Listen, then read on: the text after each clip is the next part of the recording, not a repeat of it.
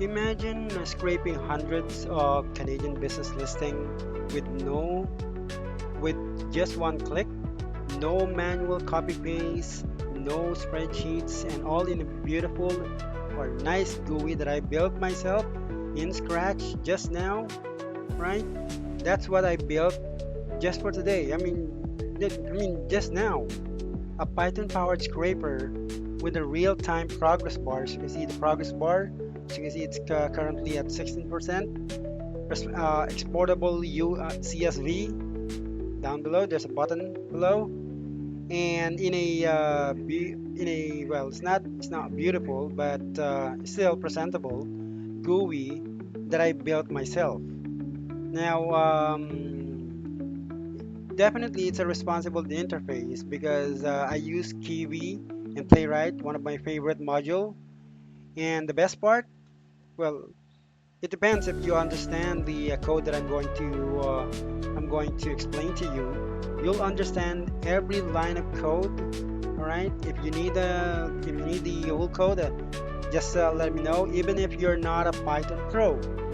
Hey there.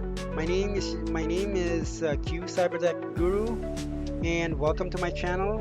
If you're into Python projects, automation, and building cool graphical user interface that actually do something, right, in everyday life, or if you're doing web scraping, if you're into lead generation, hit that like button and let's get to work. I'll show you everything. And this one, it's currently scraping, so we're going to minimize it right now. And then the what is this? Let's go to the module that I've used. Like I told you earlier, I use the Kivy module, the async IO, threading, playwright, async API, and also CSV. Now the async IO and then the threading, that's being used for to make sure that the application will not going to break or not going to crash. Okay?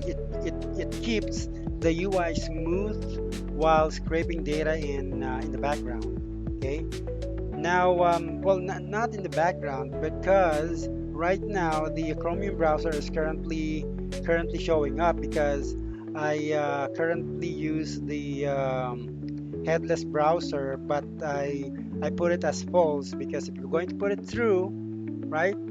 If you're going to put here the going to change it to true, right? Hold on, go. If you're going to put it true, it will going to be. The Chromium browser will just going to run at the background. Okay, it will not going to show up on your screen. But for the purpose of this, this what you call this project that we are doing, I put it at false so that the Chromium browser will going to show up every time that's scraping the website that I'm trying to get the data. Okay, CSV. I'm sorry, Playwright. What can I say? Playwright is probably the best module to navigate to to any kind of website, right? Any kind of website that you that can be that can be browsed through the element or the inspect element. Because what I did earlier is to to inspect. Yep. Yep, sorry about that.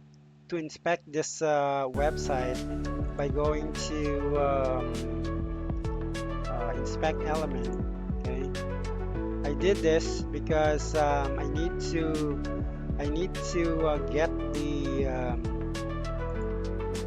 get all the elements, like for instance the outer HTML, the CSS selector, the XPath, right? Those are the those are the important elements that you need to consider to scrape any kind of website, any kind of platform, in even though that's a list, a grid, a table, or a scattered data on a certain website. That's where you're going to depend on the inspect element. Okay. Now the what you call this, the CSV, of course, it's explanatory. You can self-explain that. CSV is used for tables, right? I mean, you can export the data to a CSV file or Excel sheet. I didn't include the button here for the export to Excel sheet because, but I already have that here, right? One is with the CSV and one with the Excel extension. And then what else? Well, let me tell you the class and function that I use for this. For this project, we have here the company rows here and company lists. Now this one, these define how each company appears in the list, like rows in a spreadsheet. Now each row shows the company name, the address, the phone number, and the website. So if the website has a email address, it's currently but those email addresses are default, or what you call this, common, right? Generic, like for instance info at test.com, those kind of things. And we also have main layout in here, and this main layout, this handles the layout button, the labels, scrollable lists, the progress bar that I showed you earlier. It also gives up the UI events like start extraction. Let me show that to you. Start extraction and the export to CSV button. Okay. The run scraper. Here's the run scraper below. Here's the run scraper and the scraper open close parenthesis self. Okay. Now these are the brains of the operation.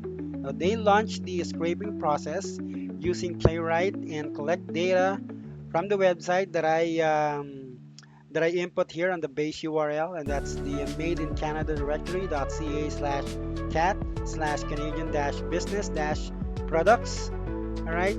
Now every data that I selected, or that I saw here before creating the program, will be scraped by this app.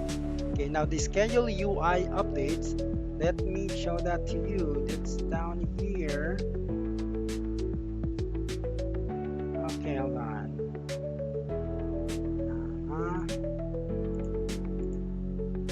Right here, the schedule underscore UR underscore update. In this one, it keeps the GUI responsive by updating the UI in the main thread whenever we scrape a new company.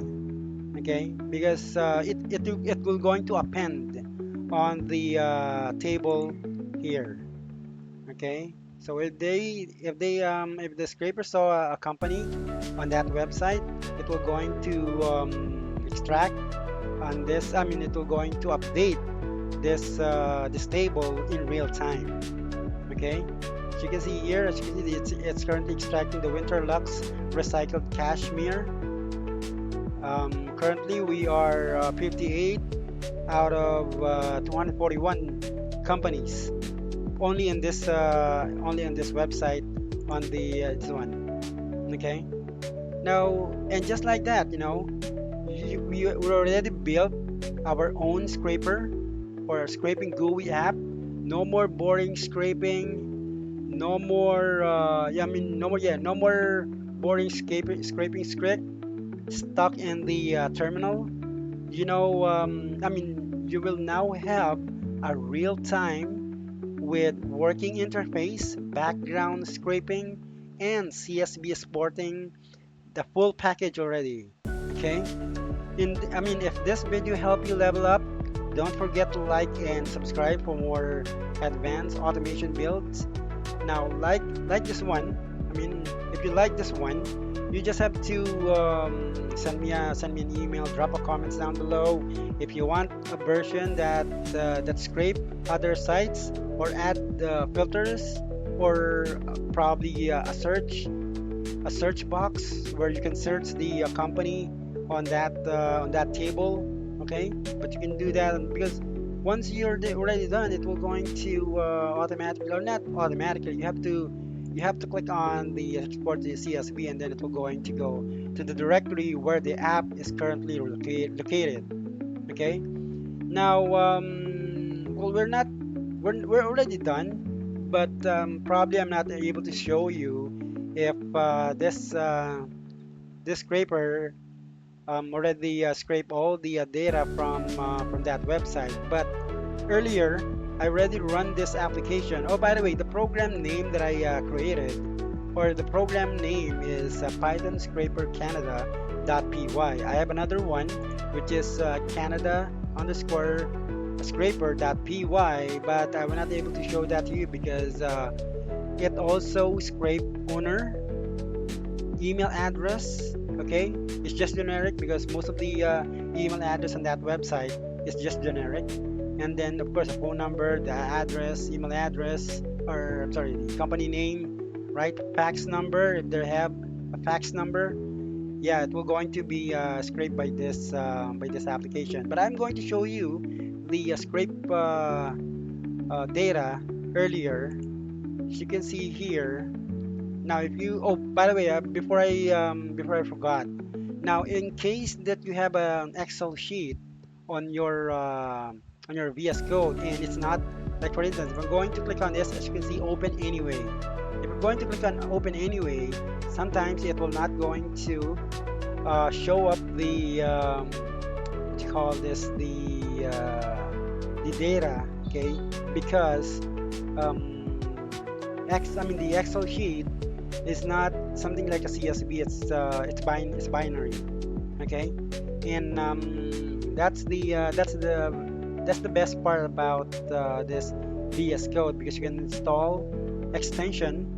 All right, you can install extension on this GUI or in this VS Code or terminal. And how you can do that? Actually, I have three extension here. That's text editor, Excel editor, and then the Sync Fusion document viewer. Okay, you can install that by clicking on this one, this icon here, and then look for the application that you want to install on your VS Code. So me, I install the text editor, and the Sync Fusion. The Sync Fusion is down here. I'm going to filter this to install, and then as you can see here, it's down here. Sync Fusion document viewer. This one, well, it's not. I can't tell you that it's really a good app, but pretty much almost the same with text editor, and I mean not text editor, but with Excel what you call this Excel editor. Okay, because if we're going to click on, hold on, let me go ahead and click this one.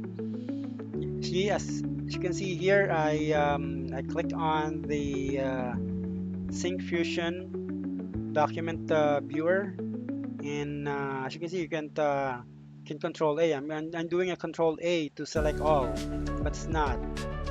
All right, and yep, as you can see here.